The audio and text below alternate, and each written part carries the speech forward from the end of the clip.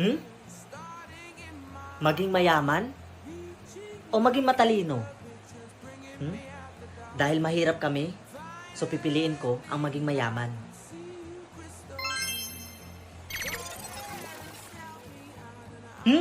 Unlimited yung balance ko? So it means, mayaman na ako. Ma, alis na po ako. Punta na po ako sa school. Wait anak, hindi ka na namin kayang pag-aralin ng tatay mo. Ha? Bakit po? Kasi anak, wala na kaming pambayad ng tuition fee mo anak. Ma, gusto ko pong makapagtapos. Gusto ko pong matapos yung college ko. Anak, pasensya ka na. Pero hindi na talaga namin kaya ng tatay mo. Alam mo ma, huwag mo na pong problemahin yung tuition ko. Ha? Bakit naman anak? O yan ma, i-check mo yung balance mo. Oh my God, may nagsend ng 1 million. Ikaw ba yun anak? Naku, maraming salamat. Nandito na yung boy mahirap, ang luma at ang pangit ng suot niya. May problema ka ba? Oo, ikaw. Kaya lumayo ka nga sa akin, ang baho mo, boy mahirap.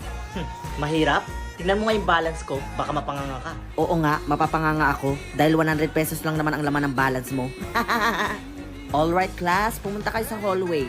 Kasi mag-check tayo ng balance pag nasa 50k pababa, mada-drop out. Ma'am, hindi naman po tama yan.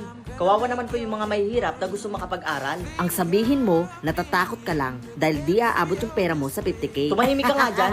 Konti na lang ipapakita ko na sa iyo yung bank account ko. Yes, sir. Tumigil na nga kayo. Pumunta kayo sa hallway ko. Nag-iinaway pa ka mga pistikam.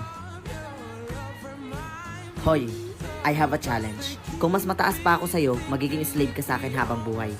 Ano, deal? Okay, sige. I accept the challenge. Pero kapag nanalo ako, didilaan mo yung pa ako. Okay, deal. Alam ko namang ako mananalo eh. Alright. Are you ready, guys?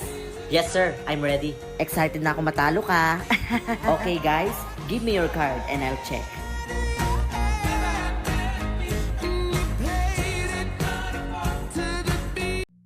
Teka. Ikaw yung bago dito, no?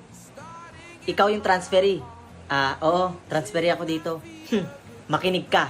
Pakilala nyo nga ako dito. Transferee boy. Siya si Adrian. Siya ang pinakamaangas dito sa eskwelahan na to. At walang gustong bumangga sa kanya. Lahat ng estudyante, takot sa kanya. Kaya wag na wag mong susubukang saktan si Adrian. Oh, narinig mo naman siguro, no? 'Di ba? Oo, narinig ko. Kaya wag na wag mong susubukang mag-angas-angas dito. Pasensya na. Tara na. Hello. Pwede ba, Ops? Ako dito sa likod. Doon ka sa harap. Doon. Di ka kikilos? Tsaka, bakit hindi ka naka-uniform? Hindi ka sumusunod dito sa patakaran ng eskwelahan. Doon ka sa harap. Dito ako sa likod. Pasensya na ulit. Sige, doon ako upo sa unahan. Oh, titingin pa yan. Akin na dali. Dali, batuhin natin. Aray. Sino yung namato? Uy, sino namato dun? Kay Boy Transferi. Umami na kayo. Mapapaya yung eskwelahan natin. Umami na po kayo. Sino po yung namato? Hoy, sino ba yung namato na yun? Umamin na. Napapaya yung eskwelahan natin eh. Transferi pa naman yan. Teka. Anong oras na oh? Wala pa ba yung teacher natin? Kanina pa tayo pinaghihintay nun ah. Oh. Boy Transferi, saan ka pupunta? Bida-bida ka na naman? Di ba sinabi ko na sa'yo na ayaw ko ng bida-bida dito sa school? Ako lang dapat ang maangas dito. Pumunta ka pa talaga sa unahan.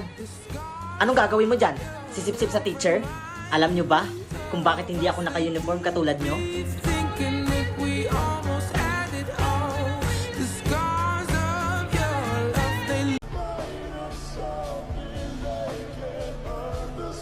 Tulungan nyo yung kapatid ko.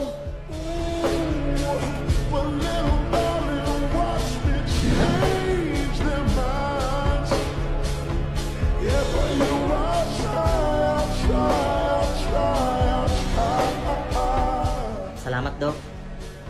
Dong, huwag ka na mag-alala ha. Ligtas ka na. Kaso wala ng kuya niya.